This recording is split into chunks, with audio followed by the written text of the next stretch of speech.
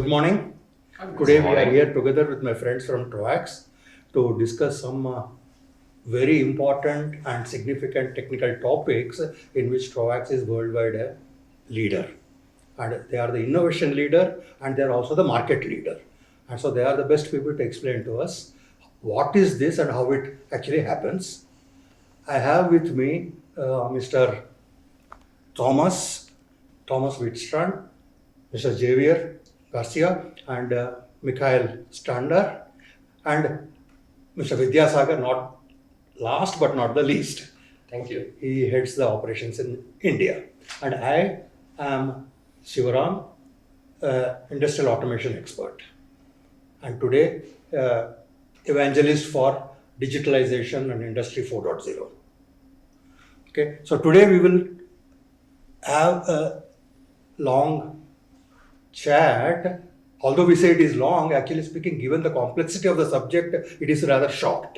And we can only give you a few glimpses into what's going to happen. But we will also be asking not only technology, but also what Troax is intending to do in India, because that is of immediate interest to us. So first, in a display of bad manners, I will talk about myself before I talk about my guests. Okay, I am P.V. Shivaram. I am a graduate in electronics from Indian Institute of Technology, Madras in 1976. Okay, so that was before all the wars that happened. Okay, so and presently I am a retired and unemployed engineer. Okay, but I retired as the chairman of Standar Industrial Automation. Prior to that, I had founded Standar in India and led the company for 25 years. And prior to that, I was working in Germany and other countries for the company called Siemens for about 17 years. Okay, so this much about this. And now, presently, I strongly believe that if we want to grow and we want to have a growth with profitability, the principles of Industry 4 is the proper way to go about it. And I want to go on asking these people about how they contribute and how they lead the way in this and how much of it can be used for the growth of Indian industry as well. Because in India, presently industry is contributing about 15% to the GDP, and we have a vision that at least it should contribute 25% so that unemployment can be reduced. So this is our track. Now, before we go to my guests once again, let me talk about industrial automation. Industrial automation is a monthly magazine which is a leader in catering to the automation of factories and process industry. So, and they are working since 1980 and they have a very good market base, and they actually focus on the latest advances in automation, and that is why they are actually kind of creating the platform where we are talking together. In parallel to the magazine, they also have an annual exhibition called Automation Expo, and where not only just electronics and PLCs, but they encourage all kinds of automation to come up, so giving a broader view of automation. Concurrent to the show, which is an exhibition, there is also a sequence of conferences which happens at the same venue, which also provides a meeting space for technical people to exchange ideas. And maybe in the next edition, we will see Troax giving us some talk. Okay. Now I will finally give a chance to Troax. I'll talk to the CEO, Mr. Thomas. Sir, when I've seen all this, I have noticed that Troax is equal in age to me. I was born in 1955 and Troax was founded in 1955. Correct. And so as a very powerful company, please trace for us the history of this company. Yeah. What are the milestones you have gone on the way? I'm very happy that you realized then that we were born also in 1955, which obviously was a good year.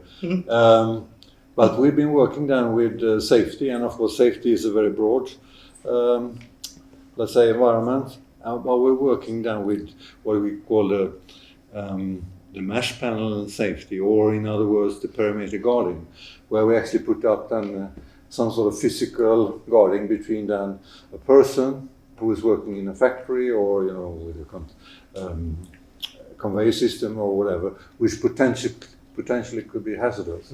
And we've been working on since this 1955 to come up with products and solutions for customers then to enhance the safety. And we can come back to the solutions and the products that we are advising. But basically you could say that what we're trying to do is then to make then people have a safe working environment. And when did you start your journey of globalization? You are from Sweden, right? Some of us are from Sweden. No, the company as such. Exactly. Yeah. But today we are an international company. But we started, as you say, in Sweden. And it's probably a bit logical because I think the Nordic countries have traditionally been quite early to adopt a lot of, let's say, regulations and rules and attention to safety, because this was, the way that people regarded each other. Not saying then that this is not the same case in other countries, but I think it started a little bit in that, in those years. So the internationalization for us started, I would say, in the 70s. So we've been working with international customers or international development for the last 50 years. Okay. And obviously, since we were started then in the Nordic areas, we became more of a European leader, and then from Europe, we went to North America, we went to Far East or Asia Pacific, which Mr. Standar will talk to you a little bit about. And now I think we are in a very positive way in India since a number of years, because we think then that this market will not only develop well as far as we see it, we think there is also a need for safety solutions in this coming market. Do you have products for all these countries in your portfolio? Because I can imagine that different countries have different needs. Yeah.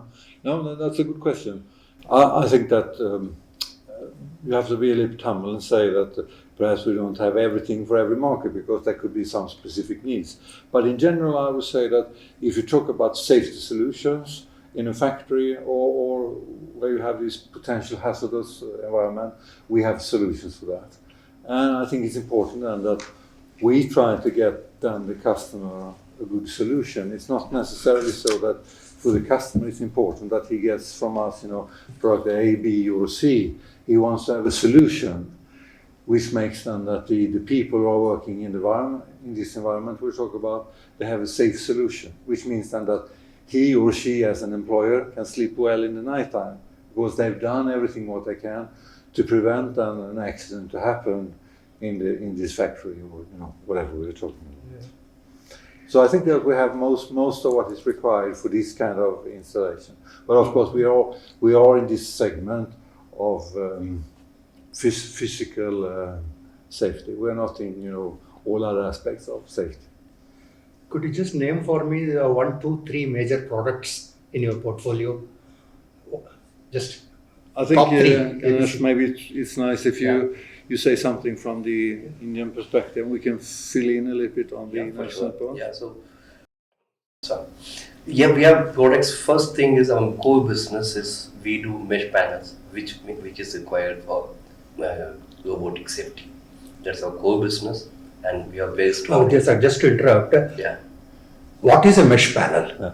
Because we are a little strange to this topic. Okay, see, in India, it was like any fencing is a safety fence. It was the way it was before Troax came into India.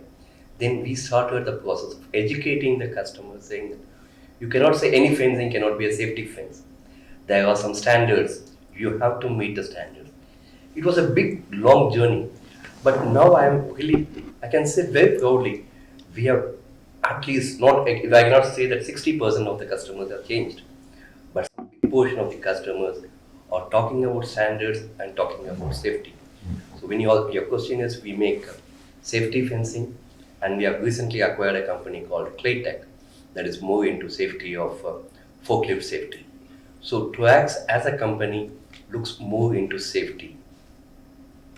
So if I may add a little bit here, I think that some people see then these kind of mesh panel as, it's just another type of fence, which is an understandable comment. But for us, we are passionate about the safety in this kind of mesh panel because we can save lives, and at least we can save you people from getting hurt. And that means we put in a lot of effort from R&D to make these kind of mesh panels safe. So if there is an accident, of course they are constructed that the mesh panel will absorb the power which is coming into the mesh panel, which means then that the mesh panel could very well be damaged, but the person who is behind the mesh panel will not be hurt, and that's the whole idea. And during many years, we put in a lot of efforts to create this in a good way. And I don't want to talk badly about our competitors, but I can say that we are putting in a lot more effort into creating high standards for the safety, so that people will know that if they buy our type of solutions, they will be safe under normal circumstances at least. Very interesting. I think I must read up a little bit more on this topic. Now, which are the industries where your products are in demand?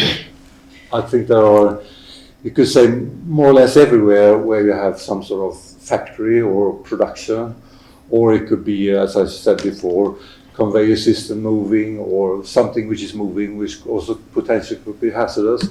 But to answer your question, I think we sell a lot, obviously, to the automotive industry. It's a key area for us. Steel industry, which I think for here in India is quite important. And of obvious reasons, they need a lot of safety equipment there.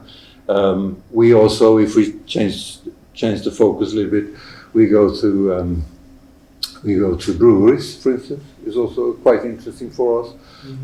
Everyone who's doing packaging in an automated way, they're normally using some sort of fences to protect them or to guard off then the hazardous area from people. And then you have everywhere where you put in some sort of machine or a robot, which is of course becoming more popular these days. You normally are required to have some sort of physical guarding off in order then to have a safe solution. And then you need our type of solution. I think that for an industry to invest, it is not just a generous concern for the worker, but actually that there is a regulatory push. Yes. And this regulation is more in some industries than in other industries. Yes. The regulation started back maybe 20, 30 years ago with automotive. Mm-hmm. So we saw that automotive was the segment that was pushing more for safety. But today we could say that all kind of automation industry, so as Thomas said, food and beverage, steel industries, wood industry, paper industry, they are embracing these standards. So obviously automotive, for obvious reasons, is one of the top in safety. But today there is no industry that safety is not priority number one. Mm-hmm. May I just? Please. We have in our slogans we call it, or we are protecting people, process, and property. And I think this is also a little bit important here. We talked now a lot about how we protect people, so there's a safety issue there, which is really important, of course. But we're also protecting the process, which is equally important for manufacturers who want, say, his manufacturing process to run smoothly. He don't want people come in there and change the setup of the equipment, and that's also a part that we sometimes forget, I think, on this topic. So I just want to add this. No, that is very nice, and actually you are the right person to answer this, because for every industry and every product, there are some countries which create a huge demand, and other countries, even though it is similar, for some reason the demand is not so. So do you have a favorite country or a country who favors you? Is it in Asia? Is it in? I think we cannot talk about favorite countries. For us, every country will be, a country where we can put our efforts. It's about how strong the governments push for the standards. So obviously in Europe we have the ISO and we have the machine directive, where maybe in other countries they are a little bit softer.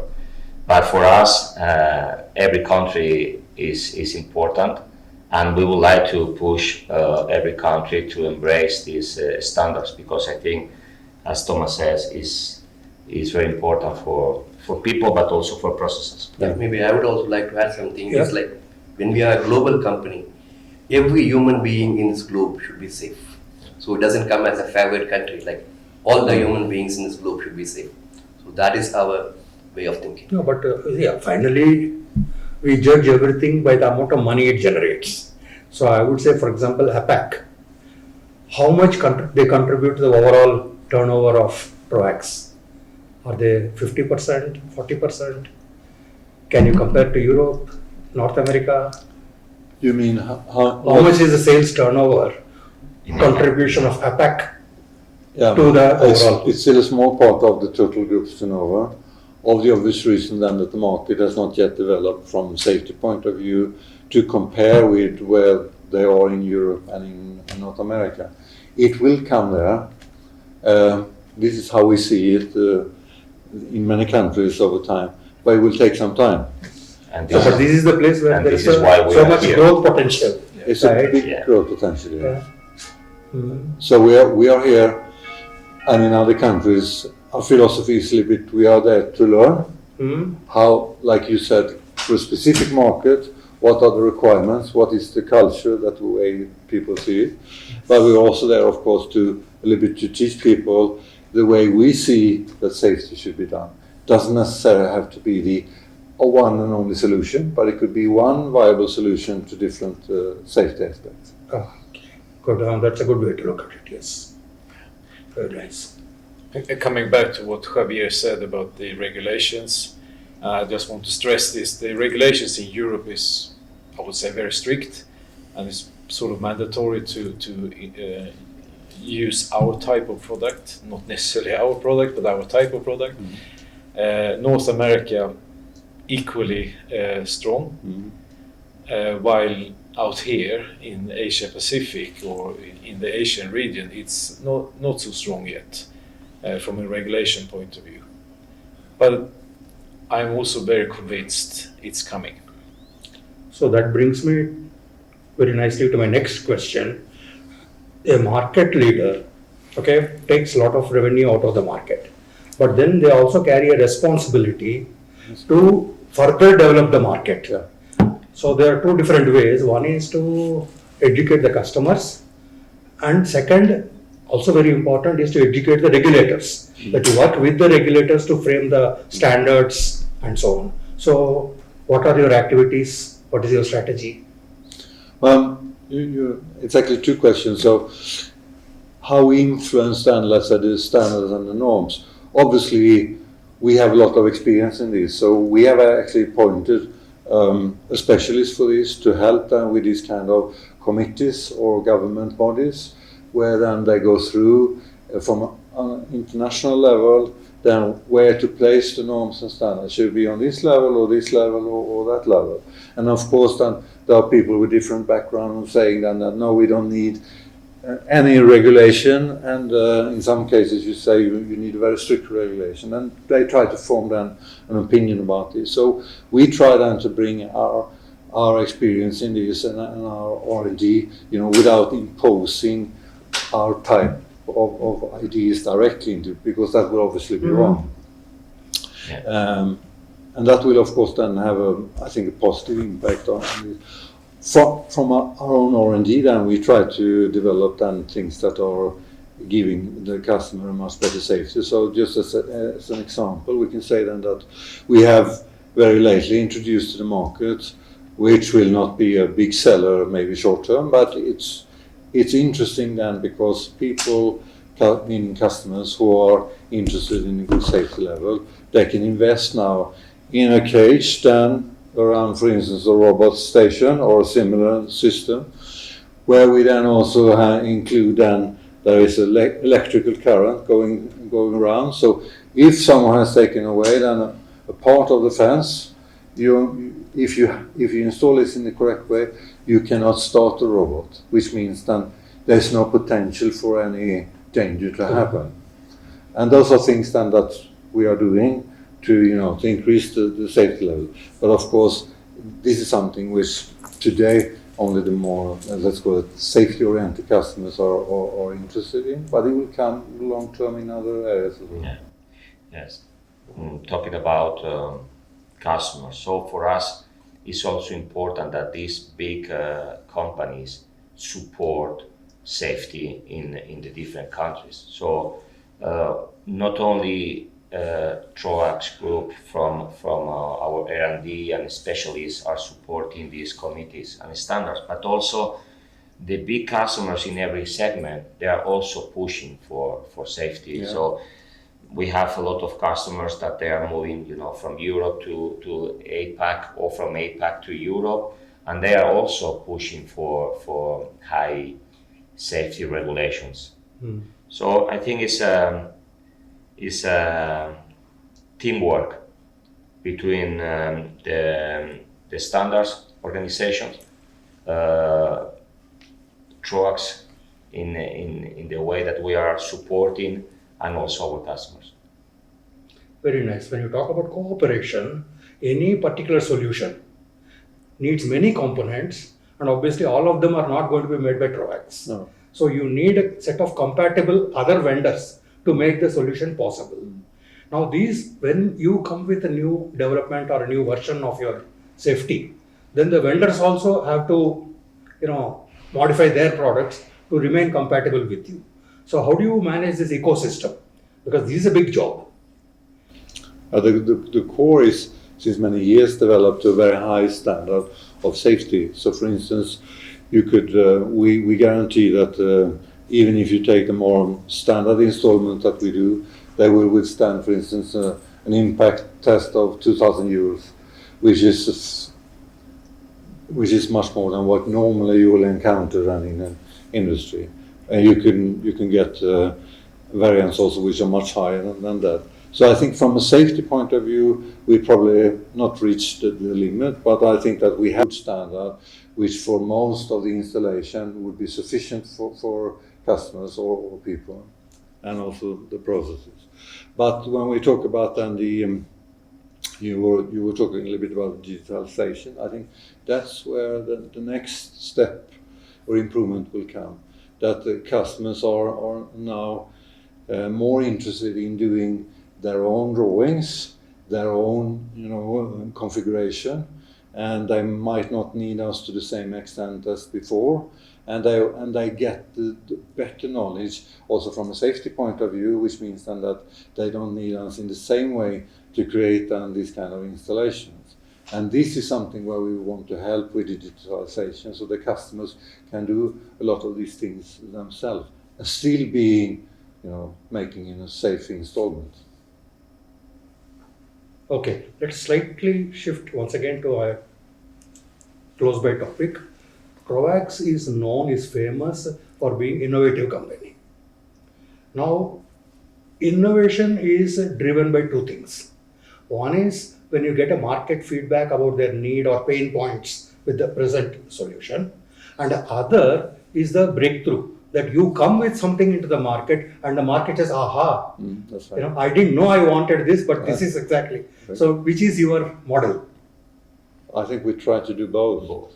Yeah, what I tried to explain before, what we call panel detection, which is a complete new system which no one has got in the market. It is like you say, that there's something then which we hope then the customers will think then that this is something which they were not aware of was possible. Now it's possible, so maybe we have to think about it. Mm-hmm. But of course, the big chunk of R&D that we put in is of course for the core. We need the core to be on a consistent and high level, and improve that further, because that's where you really, let's say, you make people safe, to put it very simply. Javier, you want to add something on this side? Yes. mainly is what Thomas said, but we are very focused on offering solutions. So we don't want to move away of a product itself because it's important. But now we are thinking on 3-5 years how the customers will treat safety. So for us, offering a turnkey solution, it's very important. We recently add to the group a service company who can do the installations. That's a very important thing for the customers.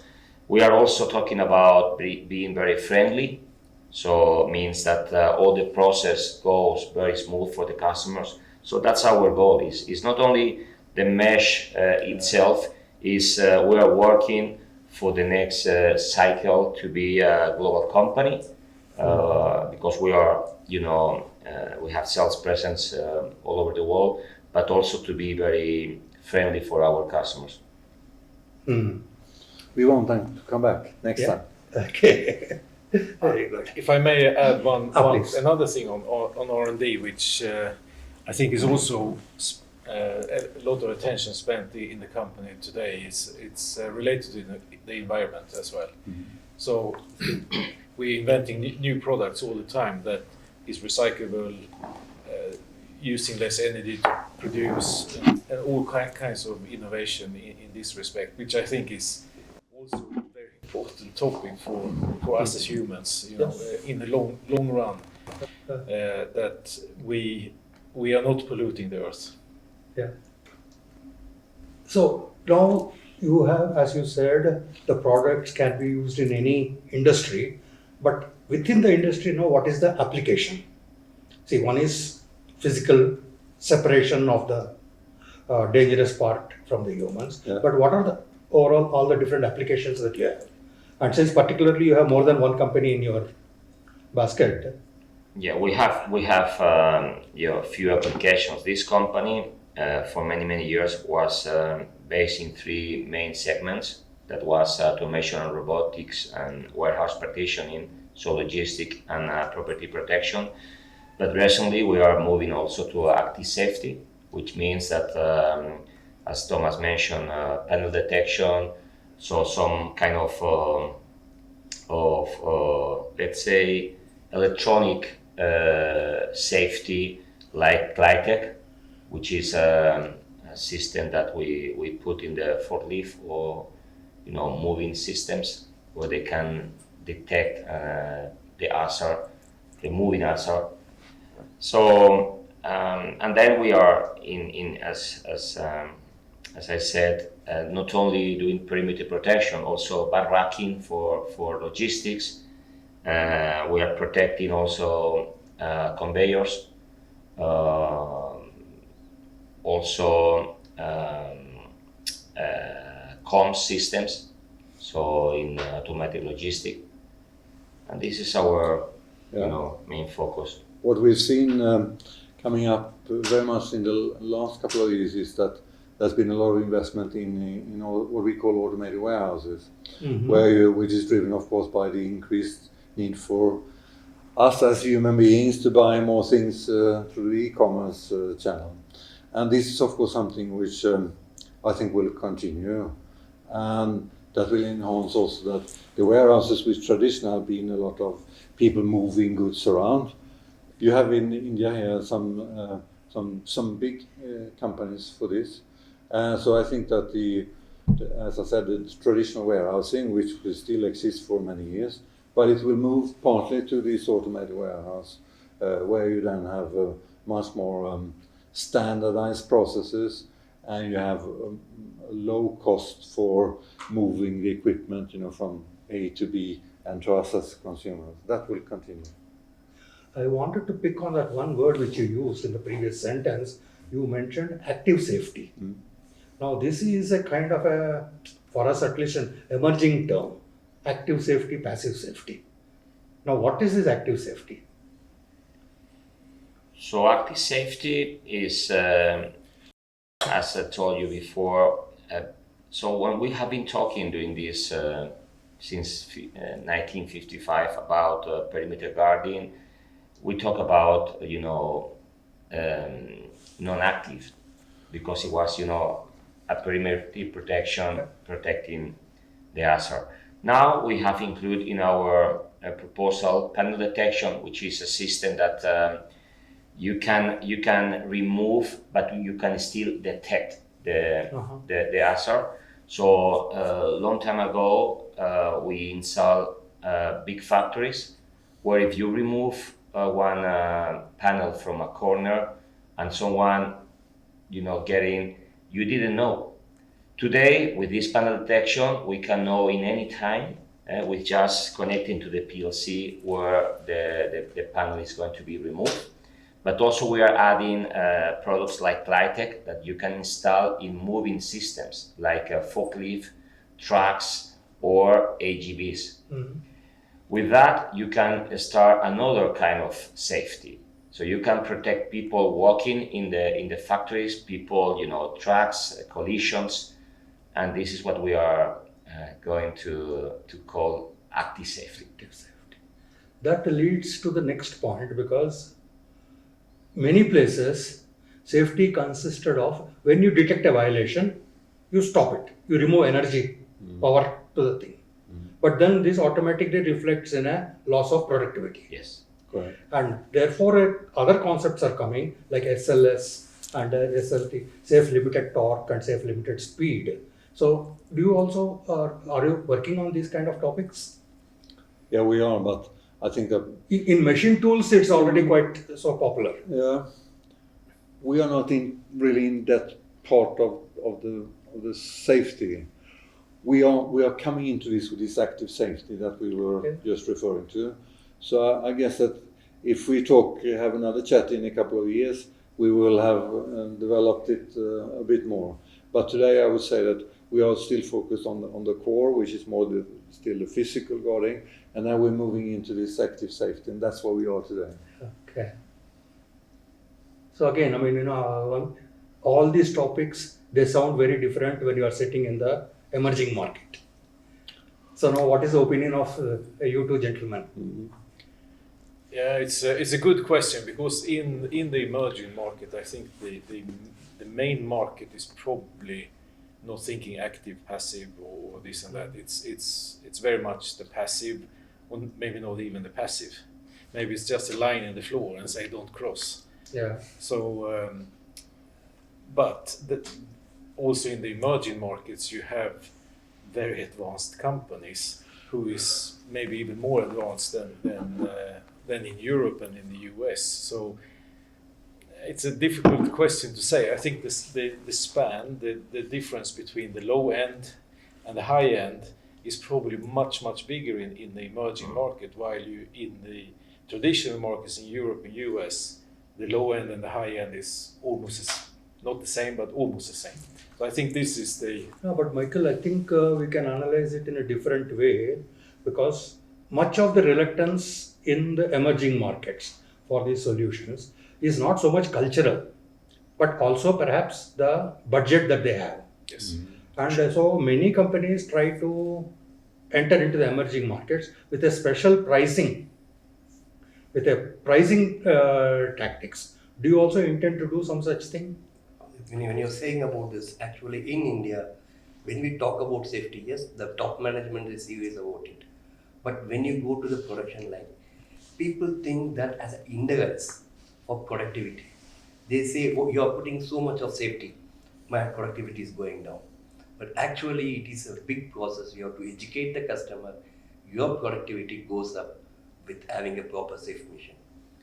Yeah, this is very correct, Vidyasagar. That is management level also. This is a very good point, because I joined this company 20 years ago, and I had the same issues at the very beginning. But if you have an accident, your production is going to be stopped 4 days, because you are starting the process of analyze the accident, So I think once we raise the safety, we also improve to the productivity. That's right. But you're touching something which is very interesting. I mean, we need to help, also being an international company, that the more emerging markets will get solutions then, which perhaps are not on this very expensive level, more basic, so they get started. And we try to do that, of course, to offer some sort of, more basic solutions. So we don't want to, impose maybe a little bit too advanced solutions for customers who are, starting from another level. That's obviously quite important for this. On the other hand, I see also that we, and this is our task to educate a little bit our type of customers, that when you do then a machine installation, that's normal, of course, when you require some sort of fencing. Normally we see then that if you look at the total capex, to make it safe, meaning you buy sort of perimeter guarding from Troax or maybe from someone else, for a big installation, this is maybe 0.5% of the total capex installation. In a small installation, it's maybe 1%.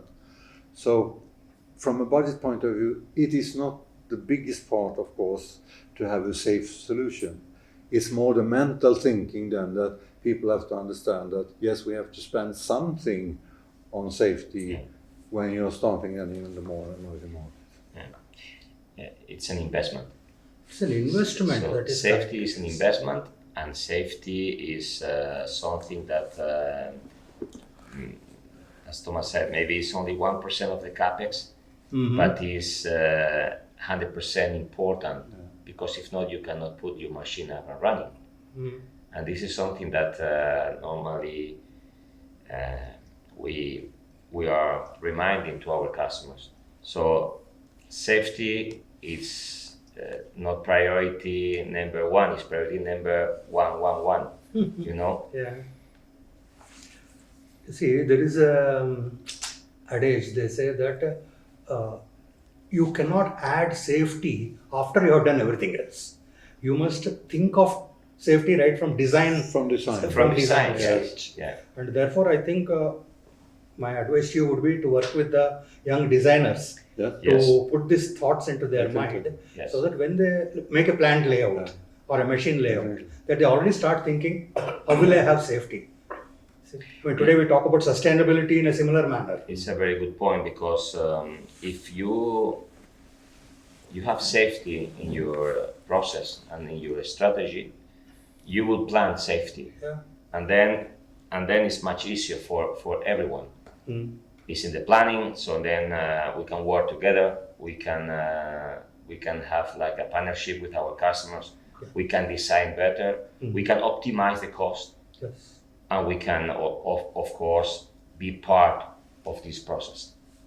Just a small example, if you do work together with a customer, you can then actually design the defenses which are around machine installation in such a way then that you use the minimum amount of square meters also, which obviously then for a big factory where you have big installations, that's a quite big influence. If you need, 1 meter safety distance, or if you only need 20 centimeters, if you have 600 meters long. Yeah, I would like to add on this. Maybe sometimes we have some companies which is around 15 years old. Suddenly they think, yes, I want to implement safety. Then they call us, yes, I want safety here. But if they had taken that in the beginning of the plant, that would have been a much better way of doing it.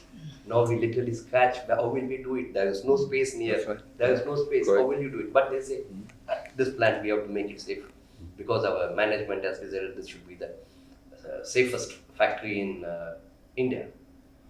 See, this thinking about safety right from beginning, right? If you want to influence it, when you go as a vendor, there's always a resistance, because they perceive you are trying to sell your product. Whereas perhaps if you would go as an industry association, maybe this can become a easier thing. So do you do things like that? Are you part of any such associations? We during our history we have been involved in so not only creating the needs from the customer, but also from the market. So we have been involved in association, in standard groups, in machine directive creation, trainings. Also, we have been working very close to our suppliers. Not so. I'm talking about switches, sensors, other different safety applications. Supporting technology. Yeah. We work together with them to create a safe solution for the customer. Yeah. So we could very well go together with one or two of these suppliers to the customer and offer something. How is your industry in this respect?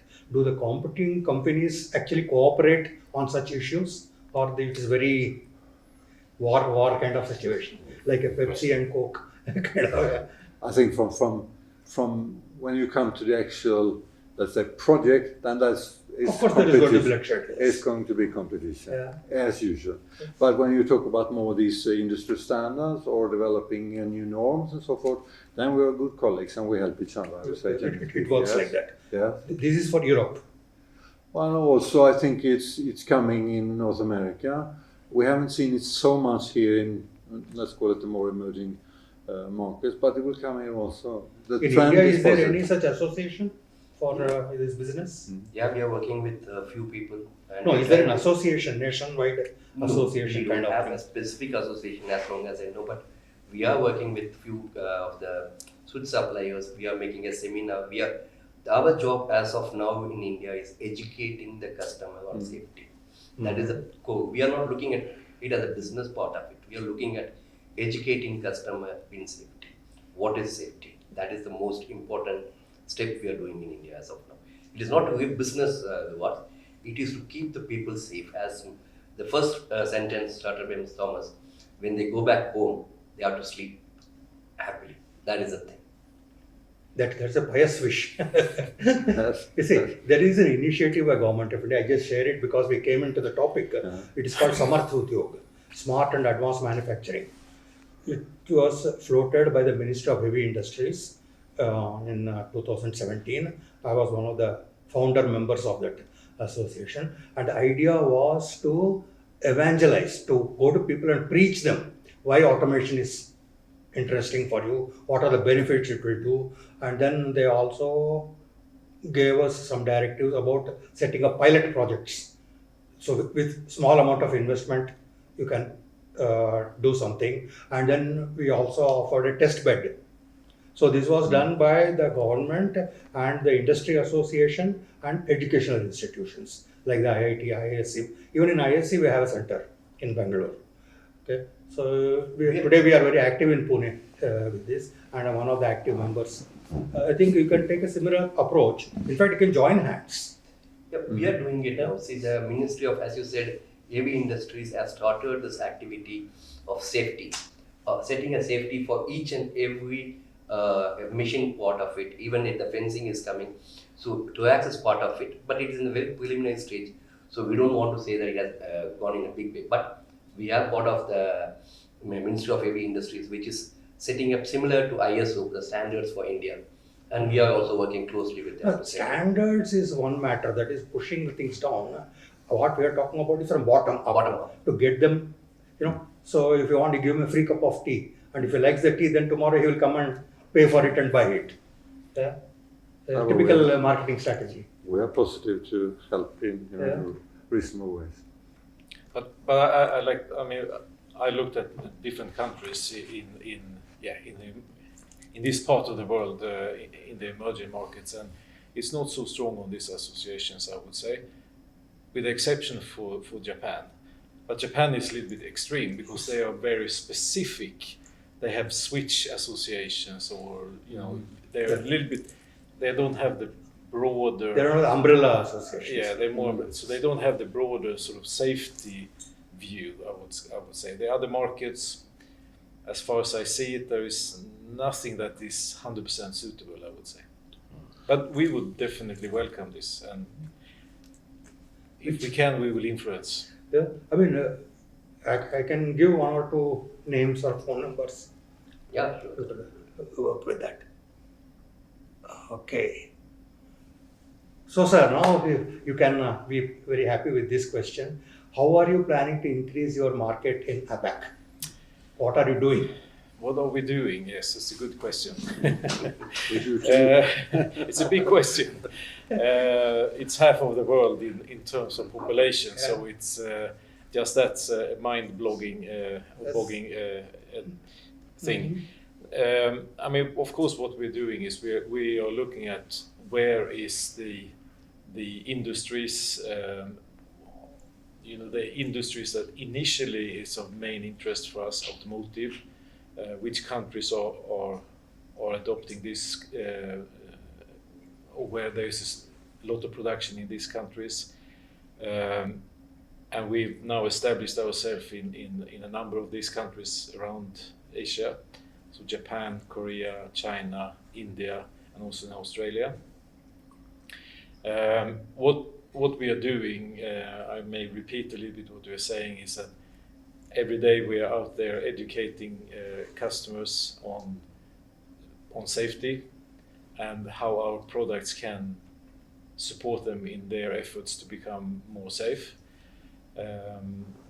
I would say that it's legwork, Yeah. a lot of legwork, and we are also trying to of course understand what kind of associations there are, which people we can partner with in different parts of different countries, because it's not the same partners we necessarily have in Europe. It may be the same, but in many cases it's also different.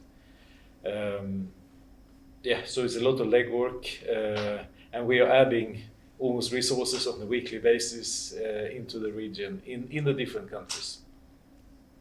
In these countries, I mean, just coming out of the script, but what is the first question you face when you try to offer a solution? I'll tell you, in India, first they'll ask, what is it going to cost? I was about to say. I mean, You're to be honest, in most countries, it's the first question. Yeah. What's the price? But except if you go to Australia, it's totally different. They have a very strong, maybe even stronger culture than Europe in terms of safety. So they're talking much more about the solutions. What's our solution? How can you support our solutions? Japan, I would say, is quite similar in that respect to Australia.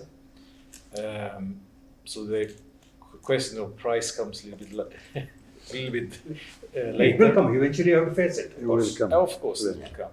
Correct. But and I think it comes back to your comment about nobody has the budget for this. And so when they plan a new factories in many of our places out here, they never plan for the safety. Yeah. And then they realize, oh, I need safety. And then they come to us. And then, of course, the first question, how much is this going to cost me? Yeah. Because they don't actually have the budget for this. I'm not saying everybody is the same, but it's sort of a tendency on this. And I think that's where it's so very important for us that what you also mentioned, that we need to educate the young engineers to think about safety from the beginning. So, yeah, I sometimes call ourselves, we are missionaries. Yeah. We are out there I offer you a better word, evangelist. Yeah. Say, the missionary, because he also offers something in return, whereas the evangelist only talks. But we try to, if we get the chance, we're very positive, to at schools or when they teach these sort of things, or engineering in general, that we put up, small test cells so that people can feel it and so forth, and understand and what Mikael is saying then, that this is the safety level you have to strive for, and you have to indirectly put in some sort of budget in this. There are a few schools who give a degree in machine design. That may be a good area for you to. We have been doing these activities in Europe in the past. Also, we have been collaborating with the universities, doing workshops with different customers. But I would like to talk also about at the beginning of these talks, we discuss about R&D and new things for the future. So we do believe that pricing is not only the product itself. So that's why we are working in our R&Ds for different products, for different regions. We are talking about also availability, because it's part of the total cost. We are talking about making products friendly for installation. So it's not only, you know, that the pricing is just to reduce your margins, or you know, it's very complex, and this group is working about that. Yeah, to add on to him, this is like in India, many universities have started robotic as a separate subject. So they are putting up robots. When they are putting up the robots in college, we supply the safety fencing. So safety starts from the college time. When they are getting educated, they know about safety. When they come to as a designer, then they talk, okay, what is the safety level? What is that you have implemented?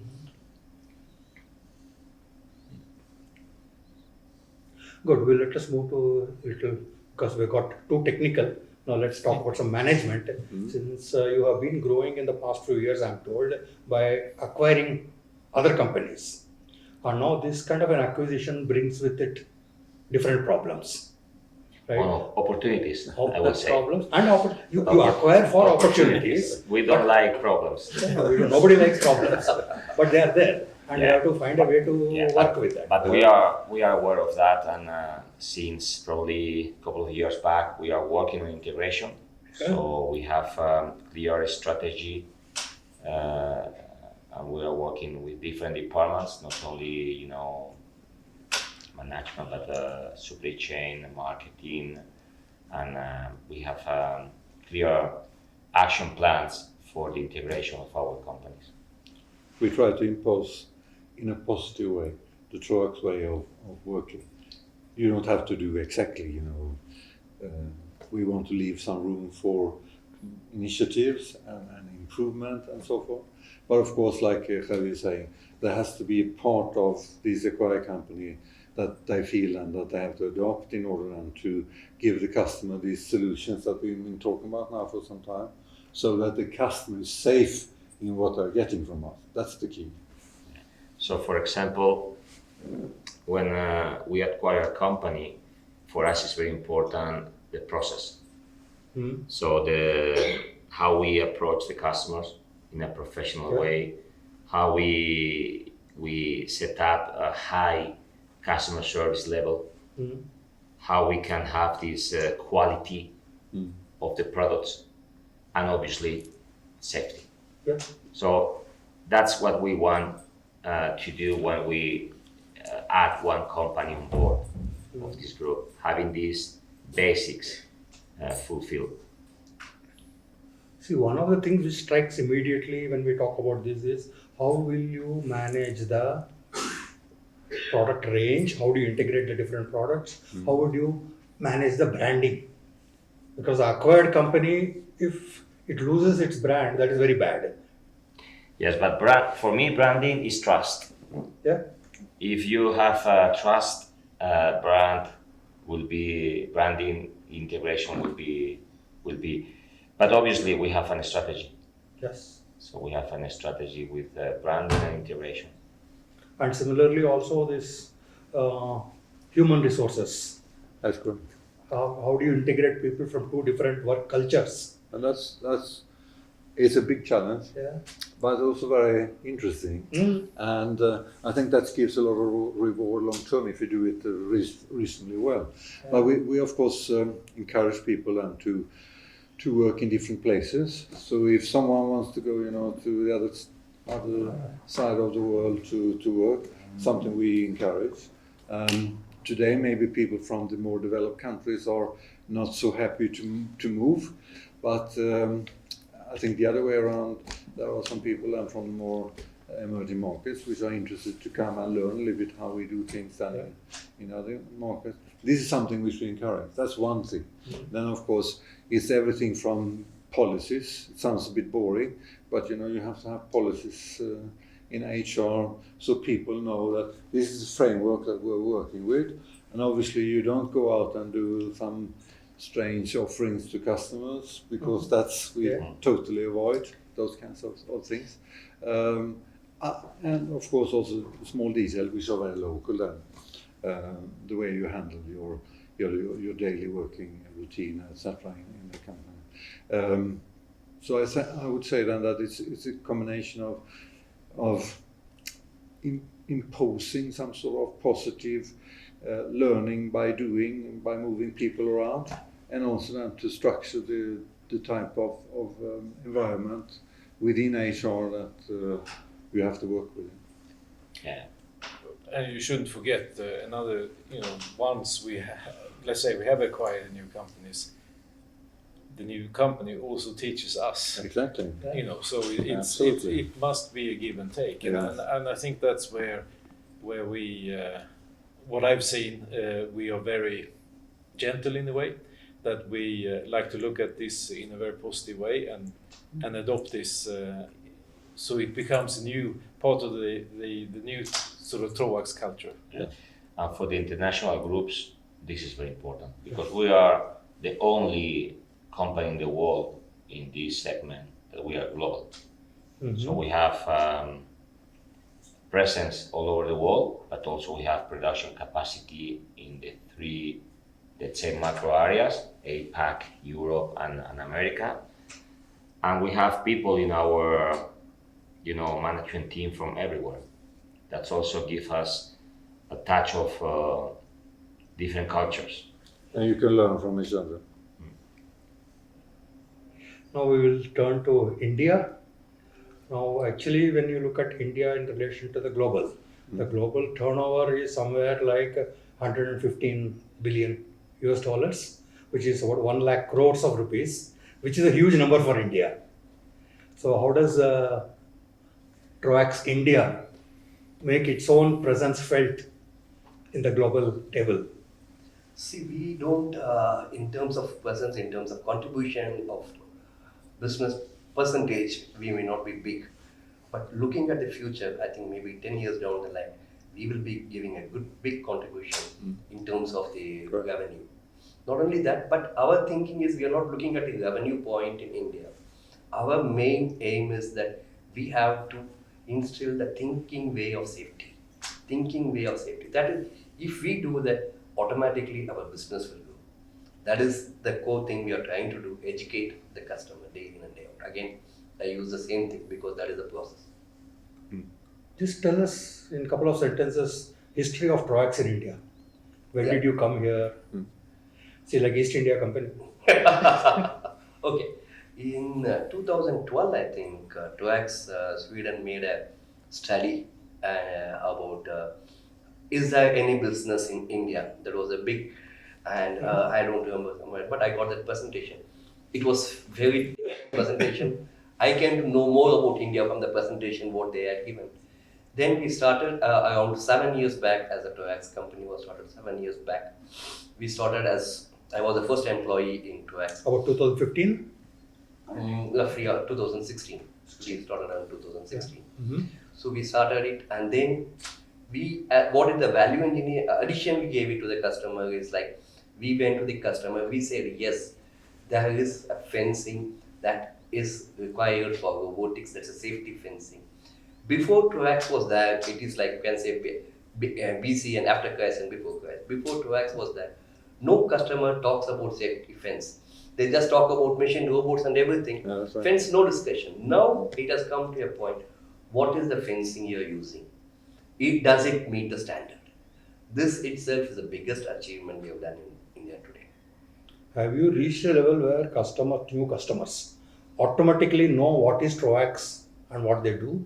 Or you have to explain from beginning, saying there is a machine, there is a fence, No, people are a little bit educated, whoever is, and as you say, when they are coming from the college and they are, this social media is very popular, they go through it, how is it in Europe? And people traveling from this country to other countries. So they have little bit knowledge about safety, and then they also know about Troax as a company which gives a safety fencing. See, one question you might be facing, but anyway it's arising in my mind, is as a customer of, say, automotive, I have two options. There is a Troax India and I can place an order on you for supply of something, or I can import it directly and use some local services to set it up. How does Troax prove its value? How do you sell yourself? Troax India. Troax India, from the inception, our point is we discuss with the customer about the design of the fencing. From the stage we start, from the design stage we work with them, and then it makes it easier for the customer to That is a value addition we give it to them. We can support from the design to the installation, and he may not be expert. We are expert in fencing. So sometimes we say this, maybe it should be better in this way. This will be much better for you. So we educate the customer, and once he uses this, next time he never thinks about any other thing of importing or doing. He just thinks about Troax. Yes, I have Troax, you can support me. So your USP is this consultancy service, pre-sales consultancy, you will say. So maybe free consultancy we give so that we can tell our product little later. But historically, it is like you said, that there's been a lot of import and with the foreign companies doing installation of machine lines, for instance, here in India. They've been bringing also the fences and the safety system from the local country. But this is changing as we speak. Now that India is becoming much more industrialized and much more advanced, this is changing. So, and we also support it. So we would like then, of course, the customers to deal with us locally because the support will be much better. Yeah, and you control the process. Exactly. When you get imports, you don't control the process. So you can have surprises, lack of products, maybe misunderstandings. Yeah. Locally, and that's one of the strengths of this company, is that we have local presence, but we are a global company. Yeah. And this is something very unique. And Troax Group is the only company in the world offering this localization, but in a global concept. Very nice. Yeah, maybe one more thing. After you import it, suddenly there would have been a design change. You need few more parts. Then again you have to import it. So when you have a local, it is just a call away that you get it immediately serviced. See, now in the last 4 or 5 years or so, we have been talking very much that India wants to become a part of the global supply chains.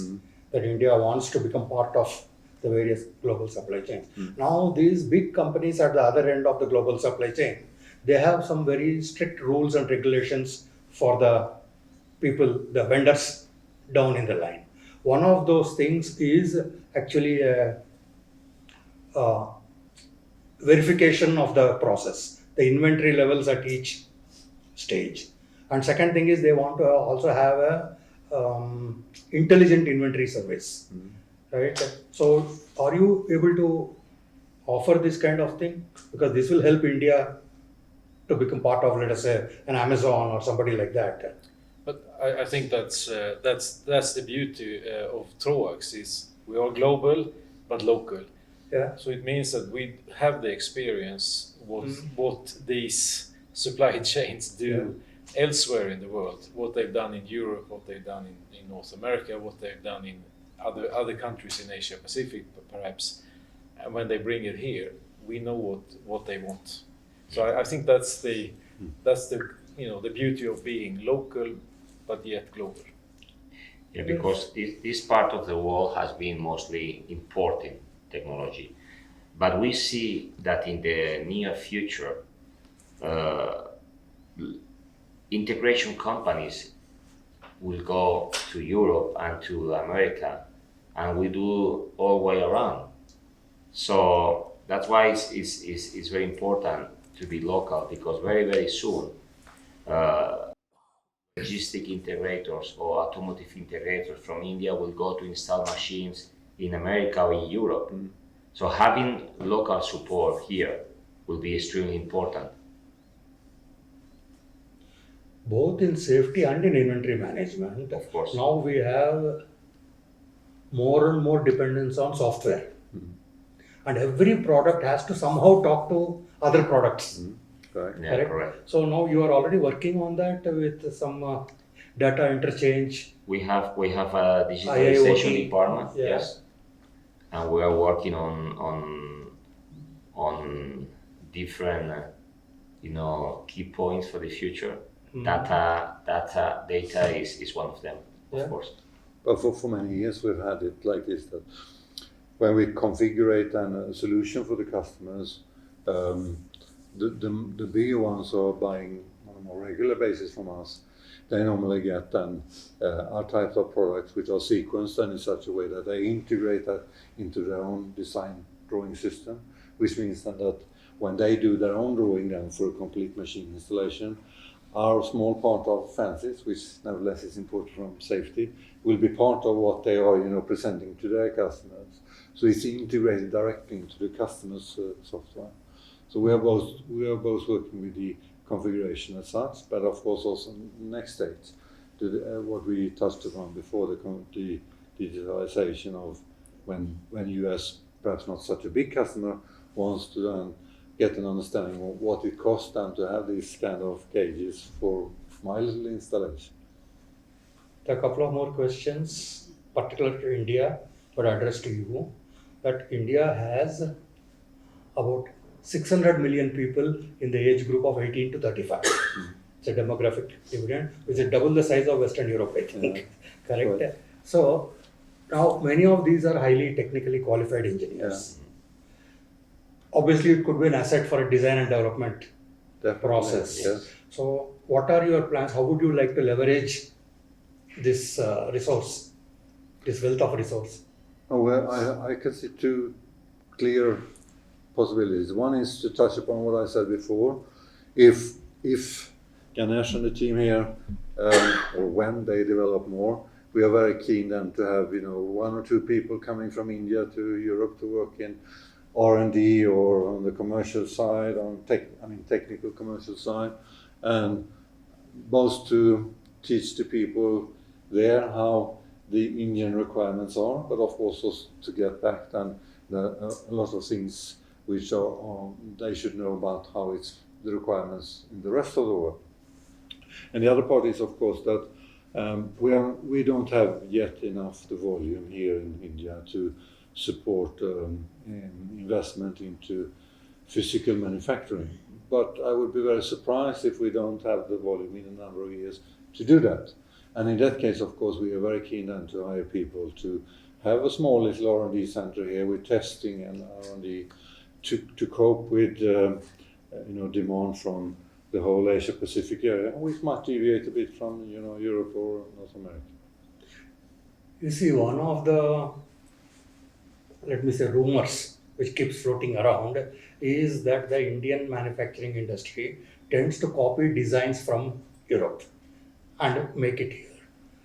But whereas, since I have worked for over 30 years in this area, what I would say is what these guys do is that when they find a good idea there, but the solution is not useful for India, A, because of the price, and B, because of very high features which are offered, they try to make something which is with less features, which is okay for an Indian customer, at a price which is okay for the Indian customer. And I think this is also a strategy which you can also use. Yeah. Not somebody else, but you could also use it. And so there is a value in setting up a development team in India, independent of your market operations. No, that's right. Yeah. We could very well look into that. Because we need, as you say, a little bit more, I call it basic level of Because I know safety. many German companies who have done this here in India. Automotive. So Oh, that's I think the point is very valid because under my responsibilities, most of the emerging markets and on this side of the globe, and you have other countries which is in a similar level. You have all of Southeast Asia, even in China and also in India. So all of this, we could look at how do we combine the requirements in this part of the world, and as Javier was mentioning, a lot of the integrations in the future. So the machine builders might not migrate from Europe down to India, for instance, and then sell back to Europe. So, and we've seen this trend, and then of course we need to follow them in that trend. And so it's a matter of survival for us. We need to follow it. The question is when we do it. Right now, it's maybe a little bit early, but I would be surprised if in a couple of years we would not be in that position. It's going to depend on Mr. Ganesh. Yeah. And the receptiveness with Indian customers to understand Yeah, it's safety. quite But being a global company, it's clear that we are embracing these different strategies in different regions. So we are working on that. Good. I am now more or less at the end of my thing, and I think we have crossed our time limit. But still, each one of you can add on to whatever you have said within 1 minute as a summing up kind of thing. Start with Vidyasagar. Yeah. So first I will say thank you to Mr. Thomas, Javier and Michael for visiting India and seeing us, meeting us and understanding what is the requirement of India, how is India doing and how is India growing. So we had quite a good meeting and we looking at long term, there is a big prospect in India and we will look at it and have a good business in the coming years. Sir. Yeah, as responsible then for Asia, the Asian markets, I think I have the biggest potential, but it's still the smallest region within the Troax group. So it's a huge challenge to catch up and make sure that we do the right things for not only for India but for all the markets in the Asia region. So it's some challenges ahead, but I'm looking forward to those. Yeah, from a group perspective, we are of course interested in India's market and also the big area. And we shouldn't beat around the bush and say that of course commercially we are quite interested in this. But it's not only that, it's also that we think that we've seen a healthy development in safety levels in other parts of the world, and we think that the people here in a bigger context also deserve a little bit of that. So we feel that we, in a small way, are contributing, to a little bit increasing the working environment and in different parts of the world. Sir. For me now it's very difficult to talk after this. But as global responsible for sales and marketing, I would say that for the group it's very important India. We came here to better understanding, but also to plan for the future. And this is what we are going to do. So we believe in the great potential of this country. We think that safety is coming. So safety awareness is coming, in different parts of the world. As we have started to talk about Nordic and then Central Europe and then Southern Europe and North America. Now it's coming to APAC also. So we do believe that we're going to be very busy in the next 5 years. Yes. So we will see each other again. Thank you, gentlemen. It has been a very nice interaction, and I have personally learned quite a lot of new things. And more than anything else, we feel proud that Troax is looking at India in a positive manner as the Indian industry, and also for the prospect for Troax India itself. So thank you, and we hope to see you growing and growing in the next years. Yes. You're welcome. Thank you very much. Thank you very much. Appreciate Thank it. Thank you.